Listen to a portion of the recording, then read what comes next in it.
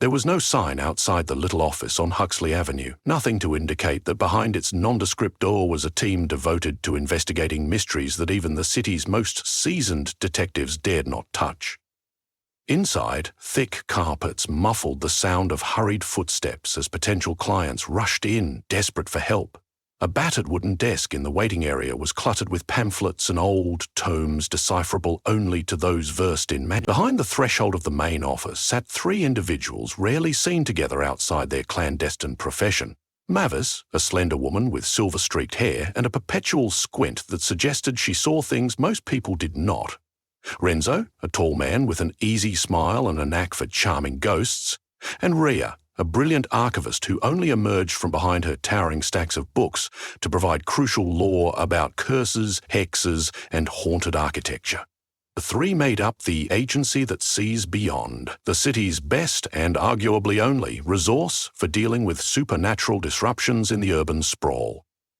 Mavis drummed her fingers on the desk, the old wood squeaking in response. This is the third complaint we've had this week about an elevator that seems off, she said, scanning a sheaf of papers. Each sheet recounted a building manager's terrifying experience. A lift that refused to open on certain floors, strange shapes glimpsed in the corners of security footage, cables snapping, only to reappear intact moments later. Ordinary repairmen fled these mechanical monstrosities, claiming that no matter what they fixed, new problems emerged hours later. Renzo leaned forward, resting his elbows on his knees. I'm not exactly comfortable around elevators after what happened back in the old Chantry building, he admitted, recalling the time a possessed lift tried to drop him 30 floors. He still wore the protective amulet Mavis had given him like a good luck charm. Rhea, perched on a tall stool, spoke quietly. The threads of dark magic in these structures are becoming more sophisticated. It's not just a spirit hitching a ride. We might be encountering a hex designed to target the city's corporate hub. Officers rely on fast, dependable ways to ascend and descend. If these are all being sabotaged, we need to find the common link. Mavis nodded. She'd collected enough fragments of evidence to suspect the existence of someone or something orchestrating these incidents citywide, yet patterns remained elusive. One thing was certain. Cursed or haunted buildings emitted a subtle aura. Mavis always described it as a static at the edge of her senses, a tension just below the surface of normal life. Let's start with Alabaster Towers, she said, holding up a particularly ominous letter. They've reported lights flickering, entire floors going dark, and multiple employees trapped in the elevator over the last month. If it's anything like the Chantry incident, we'll need more than standard wards and salt lines. Grab your kits and let's head over. Alabaster Towers loomed over the bustling city square, a shimmering monolith of steel and glass, catching the reflections of the passing morning rush. Its facade appeared respectable, clean lines, rotating doors, staffed by a politely smiling doorman. Yet the moment the team passed through the lobby's threshold, the subtle static prickled across Mavis's spine. The blur of suits and ties in the grand foyer was almost disorienting, as if hurried professionals were determined to ignore the lingering sense of dread pushing at everyone's peripheral vision. They were met by Gregory West, the building manager. He was a slight man with circular glasses perched precariously on his nose and sweat dotting his brow. His attempt at a warm greeting faltered the instant he spotted the agency that sees beyond insignia on the cases Renzo carried, silver letters etched into black leather.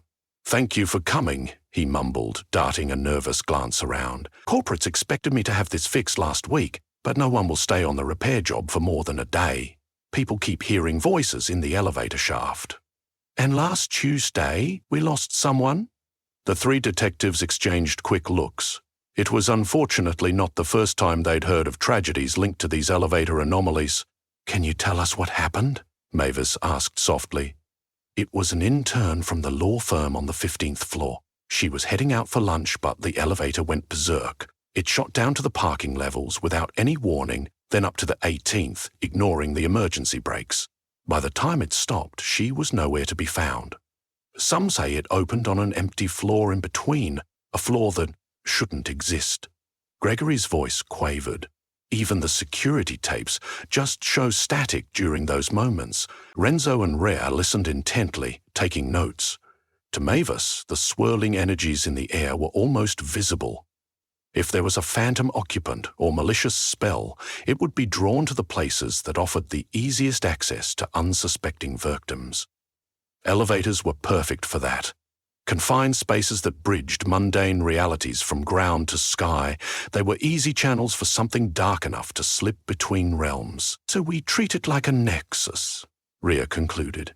If we can isolate the force, we might sever its hold on the building, but first, we need to see it for ourselves. Together they walked toward the row of gleaming elevator doors. The overhead lights buzzed at a frequency just high enough to make the hair on the back of Renzo's neck stand on end.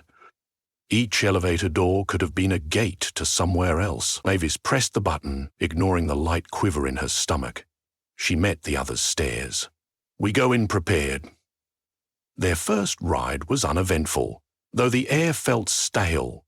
The elevator glided to the 15th floor with mechanical smoothness, almost as if it was luring them into a false sense of security. They stepped out onto the hallway lined with plush burgundy carpets and tall potted ferns. According to Gregory, the intern had boarded the lift right outside this corridor. A few curious employees peered from behind glass doors, but quickly retreated, not wishing to be entangled in supernatural affairs. The trio checked corners and tested for intangible presences. Rhea traced her fingers over the elevator doors, chanting a minor detection spell. Blue sparks danced along the metal surface, revealing swirling arcs of tethered magic beneath. Whoever did this was cunning, she whispered. The curses are woven into the architecture. We'll have to break them from multiple points. Lobby, mechanical room, and possibly some hidden channel in the service route. Mavis turned to see a flicker at the far end of the hallway. She blinked, certain she'd caught the silhouette of a woman dressed in office attire, stepping onto an elevator that wasn't there. Renzo followed her gaze. Together they moved briskly as if trying to outrun doubt. The shape was gone when they arrived. Only the blinking overhead light suggested something unsubstantial had been present a moment before. It's messing with illusions, Renzo said. You see shadowy shapes, you chase them, but the real threat is waiting else. His words were cut short by a loud clang from the shaft. The elevator they had just exited was plummeting. A shriek of metal against metal reverberated through the floor. A second later, the cables snapped. Sparks flew as the lift hurtled down, vanishing into the darkness below. A stunned silence filled the hallway. Mavis pressed her hands to the cold metal doors. That could have been them, trapped inside. We need to get to the mechanical control center and sever the link before any more damage is done, she said, voice shaky from adrenaline flooding her veins. Rhea's knowledge of building schematics was invaluable. She found a service staircase that wound around the building's core, leading them deeper and deeper until they reached a sub-basement level few workers knew existed. The faint flicker of fluorescent tubes along the ceiling served as their only illumination. When they tried the lights, they buzzed unhelpfully, refusing to turn on fully. Each step on the metal grate reverberated, raising echoes that pinged back in hollow, unnatural ways. As they descended, the air grew colder. Mavis felt the prickle on the back of her neck intensify. Down here, the usual hustle from the city above had faded to a distant hum. Corridors twisted unexpectedly, as if defying standard building blueprints. Evidence of old construction, maybe from decades past, bled into more modern repairs. Sections of the walls were patched with mismatched cinder block, scrawled with faint symbols. Renzo's voice was brittle with tension. I can feel a presence. It's old. Possibly older than the building itself. Rhea nodded, flipping through an ancient building registry. Alabaster Towers was rebuilt several times over older foundations. The land here has a complicated history. There were rumors that a sect practiced summoning rituals in the substructures ages ago. Maybe something got left behind. A swirl of disturbed dust made her cough gently. It might be feeding on the fear of all these overworked employees. Small patches of darkness on the walls drew their attention. The shadows moved under scrutiny, creating shapes both childlike and sinister. A half-formed face flickered in the gloom, and Mavis caught the faintest whisper in her ear. "Help me." She turned quickly, but there was no one behind her except the flicker of shadow. The sense of dread deepened. She was aware of Renzo's hand slipping into his coat pocket, retrieving a small jar of protective ointment. She took some too and applied it to her forehead, a standard ritual for warding off illusions. At last, they found a barred steel door labelled "Authorized Personnel Only, Mechanical Access." Gregory had mentioned that no caretaker or security guard would come here alone anymore. With a grunt of effort, Renzo pried the door open, revealing a cramped corridor lined with pipes and low-hanging electrical conduits. Beyond that sprawled a room dominated by the elevator's main control panels and a labyrinth of cables. The mechanical control center was lit by a single flickering bulb at the ceiling's center. Sprawls of cables dripped from the walls like mechanical vines, humming with pent-up tension. Subtle arcs of red light danced over them, the telltale sign of a dark curse actively feeding on energy. Frayed wires in one corner spat sparks onto the concrete floor, forming miniature starbursts of brilliant white. In the far corner of the room, an iron cage encased the enormous spool holding the elevator's main cable. The group approached cautiously, weapons at the ready. For Mavis, a staff carved with sigils to dispel illusions. For Renzo, twin iron daggers etched with runes of banishment. For Rhea, an extensive knowledge of incantations that could undo many forms of cursed infrastructure. Mavis held up her staff, letting the tip glow with faint violet energy. The spool shuddered in response, as though whatever magic was entwined there recognized a threat. The cables pulsed, and a deep metallic groan echoed in the chamber. Rhea studied the pulses of the cable. It's a multi-layered hex. I suspect the source might not be in this machinery alone. We might be dealing with something tethered to a different plane. If we only break the anchors here, it'll just retake hold elsewhere in the tower. Renzo peered at the spool with narrowed eyes. Then we isolate the elevator from whatever's feeding it. Start with a perimeter warding around the spool and control boxes. Once we contain it, I'll try a banishing formula. Mavis began her portion of the ritual first. She traced sigils on the floor, each blazing momentarily with ethereal pale light. Renzo knelt at each cardinal point, chanting in a measured, almost musical tone. Rhea stood between them, her eyes rolled back as she recited lines from a battered tome in her hands. The air turned thick, oppressive. A swirl of energy spun in the center, forming a tortured shape that flickered like a dying flame. It lunged at Mavis, but was blocked by the arcane barrier forming around them. "Now!" Rhea exclaimed, and Renzo hurled a small pouch into the vortex. A burst of silvery powder, ground iron and protective herbs erupted. The shape convulsed, releasing a chilling shriek that reverberated in the small space, shaking dust from the ceiling. The cables rattled violently, sparks raining to the floor. Then silence descended, profound and suffocating. For a moment, the mechanical whirring subsided, as though the entire building took a breath of relief. Mavis exhaled, stifling a trembling hand. "We blocked that portion of the hex," she said, "but if there's a greater presence behind it, that presence is still free to move about." She tried to steady her racing heart. They had contained a manifestation, but not the root cause. They returned to the lobby where Gregory West waited anxiously by the reception desk. He looked pale, but the heavy air that dogged him before had slightly dissipated. "Is it over?" he asked, hope tinged with caution in his voice. Mavis shook her head. "We sealed the immediate threat, but someone or something is targeting these office buildings. Alabaster Towers is just one. Other cursed elevators across the city suggest a pattern.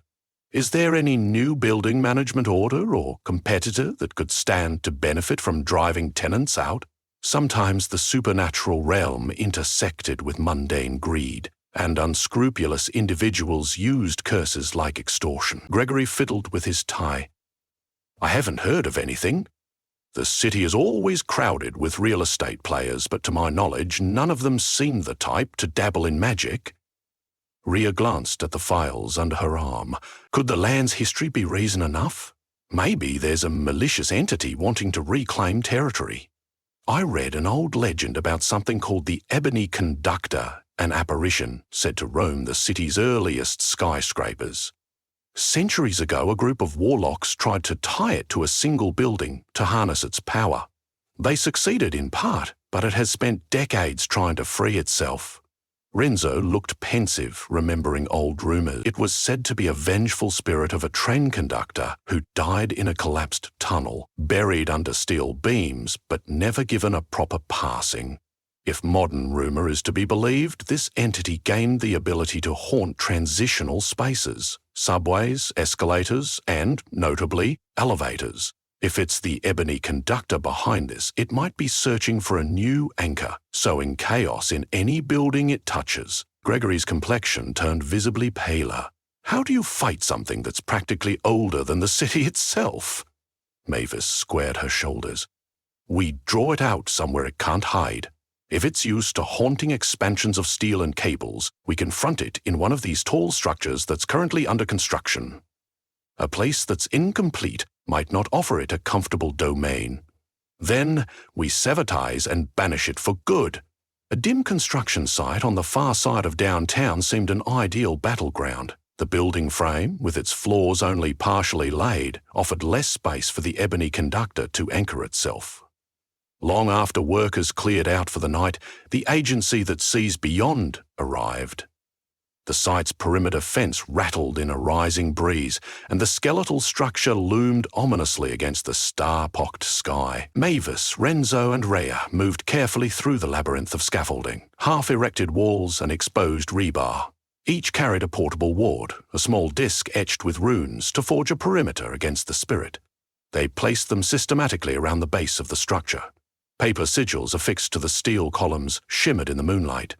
High above, an unsecured lift dangled, typically used by construction crews. Its chain rattled in the wind, producing a melodic clang that echoed across the empty floors. This was precisely the kind of transitional space the Ebony Conductor favoured. Mavis's breath billowed in the chilly air. She felt that telltale static press against her senses. Yes, something was here, swirling among the unanchored steel. As they climbed to the third level, they heard it. A distant sound like the low chug-chug of an antique locomotive echoing across the beams. Renzo swallowed hard. I guess we don't have to wonder anymore if it's here. Rhea adjusted her satchel, pulling out a small vial of shimmering blue fluid. One drop on each of these structural supports, she instructed, handing it to Mavis. It'll help lock down each segment of the building so the spirit can't leap from one floor to another freely.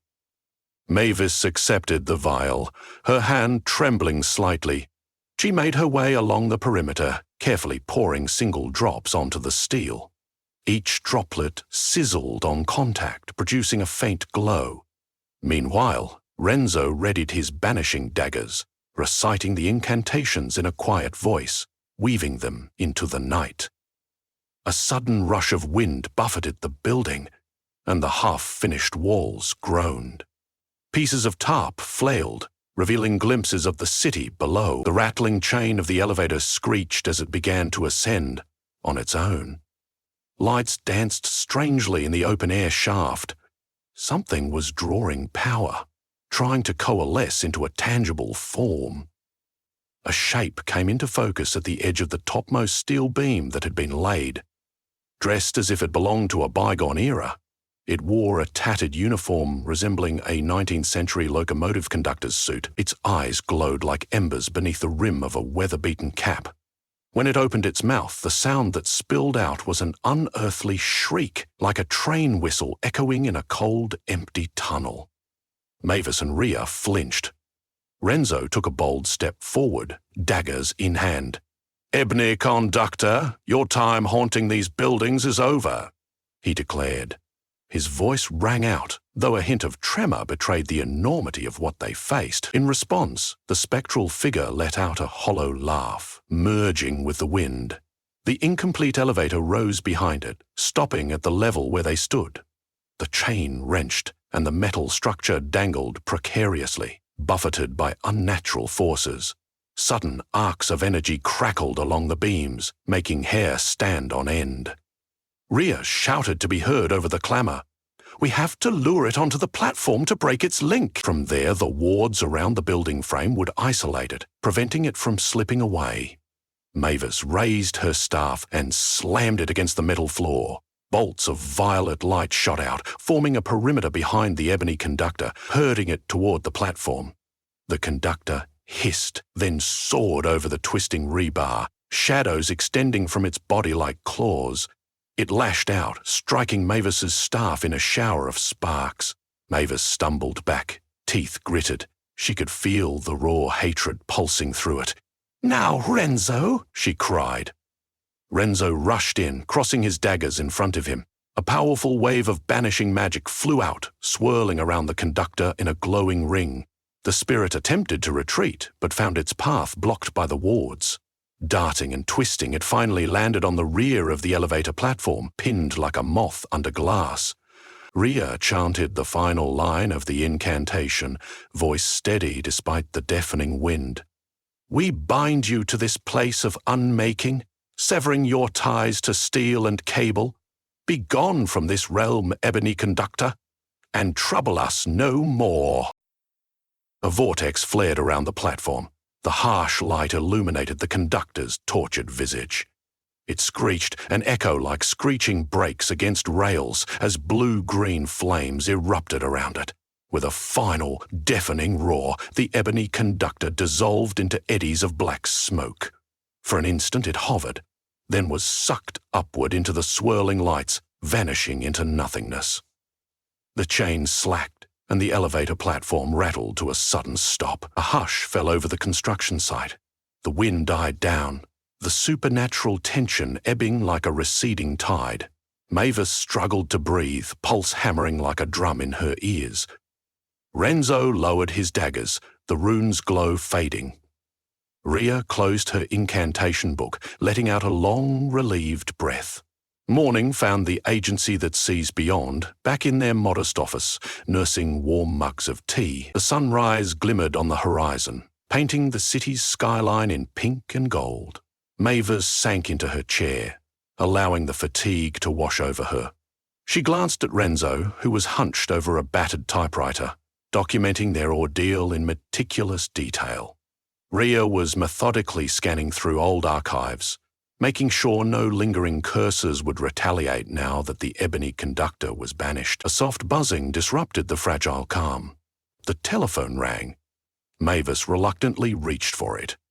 "Yes, this is the agency," she said. The voice on the other side was a frantic building manager from another part of town, stammering about an atrium that seemed to echo with voices late at night, and the escalators running in reverse on their own. Mavis let out a tired but resigned sigh. "I see. We'll be there as soon as we can." She replaced the receiver and locked eyes with her colleagues. "Looks like the city's always got new trouble for us to chase." Rhea shrugged, closing her musty tome. "We banished the ebony conductor, but illusions and curses can take many forms. Some might even be feeding on the fear the conductor left behind." Renzo rose, forcing a smile. "Then we'll do what we do best. We'll keep vigil over these haunted halls and cursed lifts. The agency that sees beyond isn't going anywhere." Despite the weariness clinging to them, an unspoken determination passed between the three partners. Indeed, when a city soared ever upward with new constructions and expansions, when corporate towers resembled temples to commerce and ambition, it was inevitable that some corners of these structures would harbour restless histories. The phone would continue ringing as long as fear lingered in hidden floors and dark shafts, but each ring confirmed the city needed them, and they would answer. So, as the city awakened to a new day, the small detective agency on Huxley Avenue prepared once more to see beyond the mundane fixations of urban life. After all, curses might be complicated, ghosts might be dangerous, and malevolent entities might lurk in unsuspecting places. But with a combination of knowledge, magic, and courage, they would ensure that this sprawling metropolis could keep reaching for the sky, unburdened by the horrors that always lurked just out of sight.